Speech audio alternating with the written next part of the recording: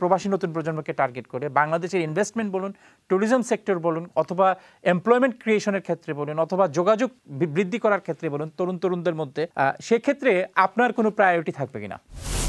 Specifically নতুন প্রজন্মকে target করে, প্রবাসী নতুন প্রজন্মকে টার্গেট করে বাংলাদেশের ইনভেস্টমেন্ট বলুন, ট্যুরিজম সেক্টর বলুন, অথবা এমপ্লয়মেন্ট ক্রিয়েশনের ক্ষেত্রে বলুন, অথবা যোগাযোগ বৃদ্ধি করার ক্ষেত্রে বলুন, তরুণদের মধ্যে সেক্ষেত্রে আপনার কোনো প্রায়োরিটি থাকবে কিনা? অবশ্যই অগ্রাধিকার থাকবে। সেটার কথাই আমি বলছিলাম যে এই ডায়াসপোরার সাথে তার মূল মাটির সম্পর্ক যেন বিচ্ছিন্ন না হয়। সেজন্য আমার শুধু ইনভেস্টমেন্ট অ্যাট্রাকশনটা আমার টার্গেট না।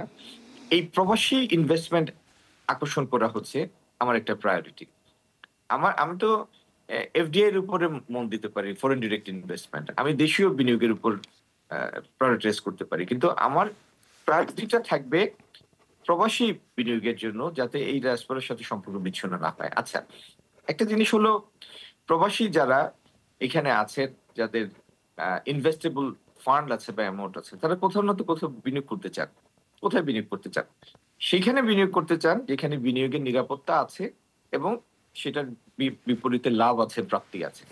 আমি যদি তার তার মাটিতে বা তার পিতৃপুরুষের মাটিতে, যেখানে তার আত্মীয়স্বজনরা এখনো আছেন, সেই জায়গায় ইনভেস্টেবিলিটি ক্রিয়েট করতে পারি এবং তাকে আকৃষ্ট করতে পারি, তাহলে আমি মনে করি যে it's going to be a much certain bet. আমি তাকে আকৃষ্ট করার আমার জন্য অধিকতর সহজ হবে এবং সেই সহায়ক পরিবেশ আমরা তৈরি করব, করে এই বিনিয়োগ আকৃষ্ট করব ইনশাল্লাহ।